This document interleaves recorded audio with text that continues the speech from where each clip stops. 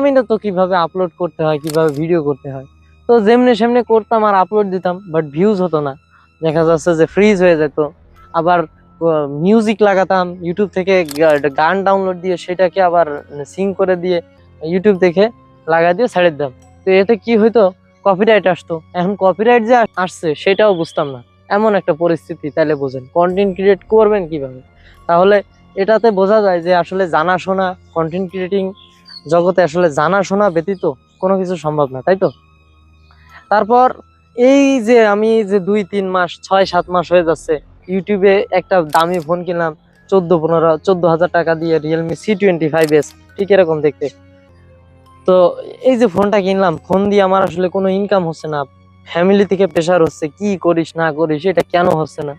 But আমিও তো চেষ্টা করতেছিলাম, বাট হচ্ছে না, ভিউজ হচ্ছে না, কমেন্ট হচ্ছে না, সাবস্ক্রাইব বাড়তেছে না। মাত্র 10টা সাবস্ক্রাইব হয়েছে, তাও বন্ধু বান্ধবের। এমন একটা অবস্থা। তো এবার কি করব? চ্যানেলের ভিডিওই যদি ভাইরাল না হয়, মানুষের কাছে না পৌঁছায়, কিভাবে হবে? কিভাবে পৌঁছায়, কেন ইউটিউব দেখাচ্ছে না, এই বিষয়ে টেনশনে ছিলাম। তো বাড়ি থেকে অনেক প্রেশার দেওয়ার পর বললো যে ফোন বিক্রি করে দে। তো দেখলাম এত কষ্ট করে একটা ফোন কিনলাম, ফোনটাও যদি আবার বিক্রি করে দেই, তাহলে জীবনে আর কি হলো? আর একটা প্রফেশনাল জগতে আসলাম শিখতে, সফলতা তো আছেই। আমি তো সেই 10 জনের একজন। আমার তো মনে হয়, আমার তো সেই আত্মবিশ্বাস ছিল যে আমার দ্বারা কিছু না কিছু হবে। একদিন বড় কন্টেন্ট ক্রিয়েটর আমি হবই। আমার ভিতরে প্রতিভা আছে, আমি অবশ্যই আমার প্রতিভাকে মানুষকে দেখাবো। তো এইটা ভাবে আমি যেটা করলাম সেটা হচ্ছে যে ঢাকা চলে আসলাম। ঢাকাতে চলে আসলাম, বাট চাকরি ছিল না ভালো। তো ভালো একটা চাকরির জন্য মেরিকো, অর্থাৎ প্যারাশুট নারকেল তেলের কথা আপনারা শুনছেন অবশ্যই, এই ফ্যাক্টরিতে আমি চাকরি নিলাম। তো নেওয়ার পর যেটা হলো আমার সাথে, আমি কিন্তু চাকরি নেওয়ার পর এখানে, তো মেরিকোতে চাকরি নেওয়ার পর ওইখানে আমার স্যালারি ছিল মাত্র 225 টাকা হাজিরা।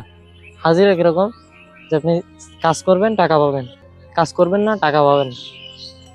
তো ওইটা হিসাব নিকাশ করে আমি 5,100 টাকার মতো আসে প্রতি মাসে। যদি আমি পুরো মাস ডিউটি করতে পারি তাহলে আসে। But শুক্রবারের যে স্যালারি বা স্যালারি সিস্টেম, এরকম কোনো দায়বদ্ধতা নেই, বা অসুখ বিসুখ বা অন্য কোনো সুস্থতার দায়িত্ব তারা নিবে না। তো আমার ওইখানে চাকরি নেওয়ার মূল কারণ ছিল আমার বয়স কম ছিল, লেখাপড়াও খুব বেশ এটা ছিল না।